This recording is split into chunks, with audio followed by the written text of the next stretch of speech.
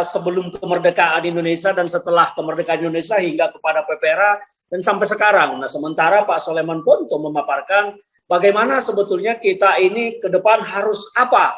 Nah, kalau kita melihat ya Papua ini kan memang sudah menjadi sebuah kontroversi dan polemik yang berlarut-larut dan lama sekali terjadi. Banyak juga yang merasa bahwa sebetulnya kemerdekaan Papua ini sudah semacam ideologi yang harus diperjuangkan. Tetapi banyak juga teman-teman dan saudara-saudara dari Papua yang merasa bahwa Papua ini tidak perlu merdeka.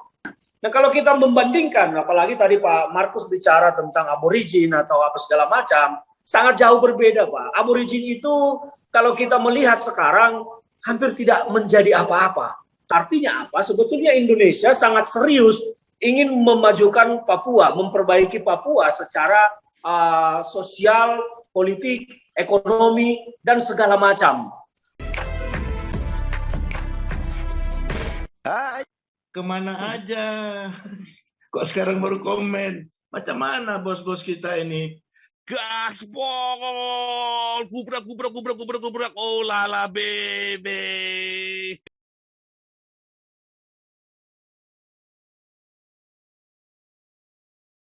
Terima kasih kesempatannya. Saya langsung to the point saja ya. Saya melihat dari tadi ada perbedaan yang cukup signifikan dari apa yang disampaikan oleh para narasumber kita malam ini. Pak Markus bicara tentang masa lalu dan Pak Soleman Ponto bicara tentang masa depan. Ini perbedaan yang paling saya tangkap dari tadi bahwa Pak Markus ceritanya ini masa lalu semua. Masa lalu yang dipaparkan bagaimana Papua dulu, bagaimana Papua zaman-zaman sebelum kemerdekaan Indonesia dan setelah kemerdekaan Indonesia hingga kepada PPRA dan sampai sekarang. Nah, sementara Pak Soleman Ponto memaparkan bagaimana sebetulnya kita ini ke depan harus apa tentang Papua. Nah, kalau kita melihat ya Papua ini kan memang sudah menjadi sebuah kontroversi dan polemik yang berlarut-larut dan lama sekali terjadi di Republik ini. Sudah terjadi beberapa kali menjadi daerah operasi militer dan sampai sekarang tidak selesai permasalahannya. Saya banyak bertemu dengan teman-teman saudara-saudara kita dari Papua, diskusi dengan mereka. Banyak juga yang merasa bahwa sebetulnya kemerdekaan Papua ini sudah semacam ideologi yang harus diperjuangkan. Tetapi banyak juga teman-teman dan saudara-saudara dari Papua yang merasa bahwa Papua ini tidak perlu merdeka. Tetapi bagaimana sebetulnya Indonesia lebih berperan memajukan Papua. Nah, ini yang sering saya dapat dari diskusi-diskusi dengan teman-teman dan tokoh-tokoh Papua. Nah, kalau kita melihat sebetulnya apa yang dilakukan oleh Indonesia kepada Papua, saya tidak bisa bersepakat dengan Pak Markus kalau menuduh Indonesia menjajah Papua ya. Karena yang dilakukan oleh Indonesia kepada Papua itu sebetulnya sudah banyak sekali. Banyak hal yang dilakukan oleh Papua Indonesia terhadap Papua, tetapi dalam persepsinya Pak Markus Haluk tadi yang saya tangkap bahwa pembangunan infrastruktur ini adalah politik penjajahan. Indonesia ingin terus menjajah Papua dengan cara membangun infrastruktur. Nah, ini memang perbedaan cara pandang. Dari sudut mana kita melihat, apakah itu melihat bahwa saya sebagai orang Papua merasa terus dijajah, dieksploitasi oleh orang asing. Nah, atau kita mau melihatnya, oh ini orang-orang asing datang ke Papua ini ingin memajukan saya. Ini kan masalah persepsi dan cara pandang. Tetapi kembali kepada tadi, ini orang-orang asli Papua sebetulnya apa keinginannya terhadap Papua. Tetapi banyak hal yang saya tidak bersepakat ya dengan Pak Markus Haluk tadi yang disampaikan untuk Papua seolah-olah masyarakat Papua tidak dilibatkan. Tidak, saya sendiri mengikuti banyak hal. Bagaimana pengambilan kebijakan terhadap Papua itu sangat melibatkan orang-orang Papua. Sangat Bapak, tidak pernah ditinggalkan atau pemerintah Indonesia mengambil kebijakan secara serampangan tanpa melibatkan orang-orang Papua. Saya berteman juga dulu dengan teman-teman banyak dari Papua, dengan Pak Lukas NMB segala macam. Saya sering mendengar cerita dari mereka. Banyak kepala daerah di Papua yang pernah juga ngobrol-ngobrol dengan saya mendengar cerita dari mereka. Intinya bahwa memang ada yang harus kita perbaiki terhadap Papua. masalah aspirasi kemerdekaan, ada yang memperjuangkan itu betul, tetapi tidak semua. Nah, ini yang harus kita perhatikan. Saya yakin kalau Indonesia lebih bekerja keras lagi dalam setelah pengesahan undang-undang otonomi khusus ini terhadap Papua, saya malah mau yakin aspirasi kemerdekaan itu perlahan akan lenyap ketika Papua semakin maju nantinya. Nah, kalau kita membandingkan, apalagi tadi Pak Markus bicara tentang aborigin atau apa segala macam, sangat jauh berbeda, Pak. Aborigin itu kalau kita melihat sekarang hampir tidak menjadi apa-apa. Tetapi orang Papua sudah banyak yang menjadi tokoh besar di Republik ini. Pak Soleman Ponto tadi menyampaikan komandannya aja pernah 2, ya bintang 3. Banyak sekali sekarang Kabintelkam kita di Polri, Pak Paulus Waterpaus, segala macam. Banyak sekali orang-orang Papua yang sukses. Ya bahkan semua di Papua itu kepala pemerintahannya adalah orang Papua. Artinya apa? Sebetulnya Indonesia sangat serius ingin memajukan Papua, memperbaiki Papua secara sosial, politik, ekonomi, dan segala macam.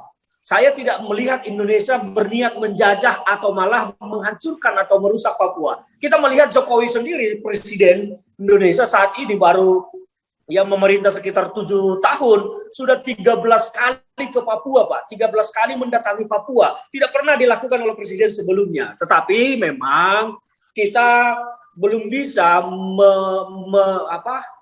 memenuhi seluruh ekspektasi saudara-saudara kita di Papua. Nah, tadi yang disampaikan Pak Soleman Ponto tentang undang-undang otonomi khusus itu sangat benar. Itu saya pikir saya malah ingin mengajak teman-teman, sahabat-sahabat di Papua, bagaimana kita sama-sama mensukseskan undang-undang ini. Saya malah waktu itu mengusulkan tentang otonomi khusus ini lebih dari sekedar otonomi khusus, tetapi otonomi super khusus harus diberikan kepada Papua.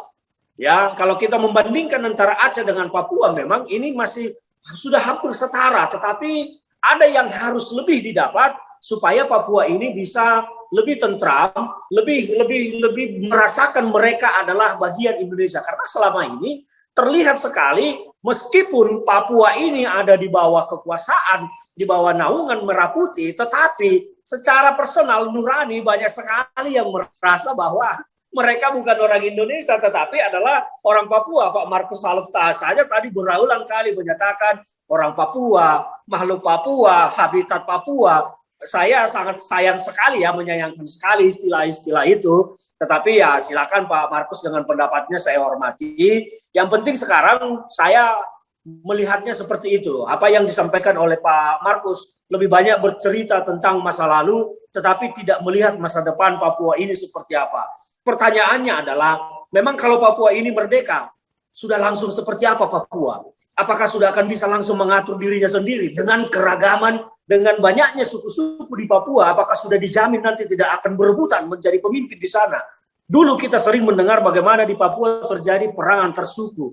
Apakah ini sudah dipikirkan? Tidak terjadi nanti ketika contohnya kalau Papua diberikan kemerdekaan. Nah ini kan harus dilihat Pak, bagaimana sebetulnya energi yang kita miliki ini lebih kita fokuskan untuk membangun Papua dengan cara Papua. Ya, membangun Papua dengan cara Papua. Jangan hanya berpikir semata ingin merdeka. Ingat Soekarno pernah bicara tentang nasionalisme sempit. Waspadai nasionalisme sempit. Seolah-olah ini nasionalisme yang kuat akhirnya menjerumuskan. Indonesia juga punya sejarah dengan Timur Timur, ya. Timur Timur lepas, bagaimana sekarang Timur Timur? Kita bisa melihat. Apakah maju, berkembang? Saya tidak usah mengomentarinya, silakan cari jawaban sendiri. Tetapi, ya itu saya hanya ingin memberikan gambaran-gambaran kepada sahabat-sahabat saudara saya di Papua. Saya ingin kita bersama-sama lebih melihat masa depan Papua ini ke depan mau kita apakan. Kalau saya mengusulkan, saya ingin kita membangun Papua dengan cara Papua, tetapi di dalam rangka NKRI, di bawah rangka Merah Putih. Tidak usah berpikir harus lepas segala macam. Tetapi sekali lagi, ini adalah hak.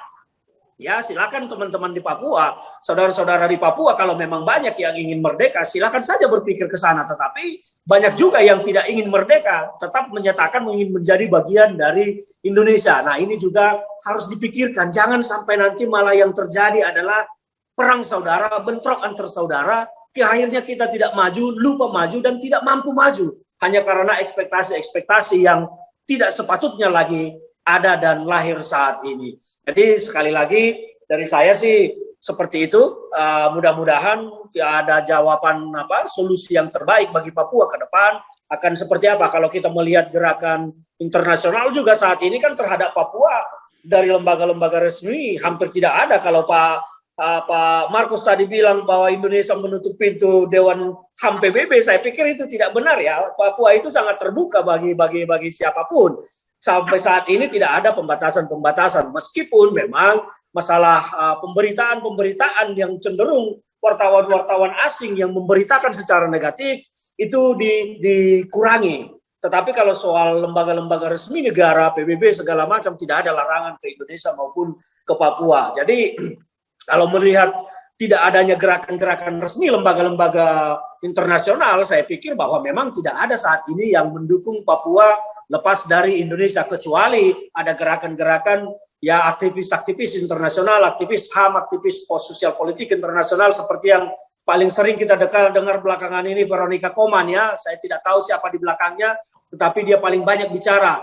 Biarlah itu menjadi bagian dari demokrasi. Saya juga mendukung Papua, ya, mendukung Papua menentukan nasibnya sebagai orang Papua, tetapi tetap di dalam bingkai merah putih. Kira-kira seperti itu dulu dari saya, Pak Paul. Silakan nanti kita saling berkomentar, saling memberikan pendapat. Tapi kawan-kawan yang berkomentar janganlah terlalu menyerang seperti itu, apalagi ke Pak Ponto tadi. Ini kita berdemokrasi saja, berikan pendapat yang sehat lah. Kita saling mengoreksi. Begitu ya. Pak Paul, terima kasih. Terima kasih. Anda telah menyimak video ini sampai selesai.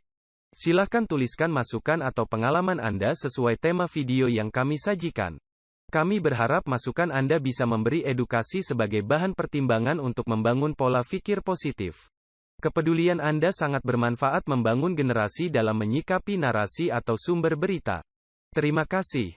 Dan salam damai untuk Indonesia bersama Reaksi Nusantara.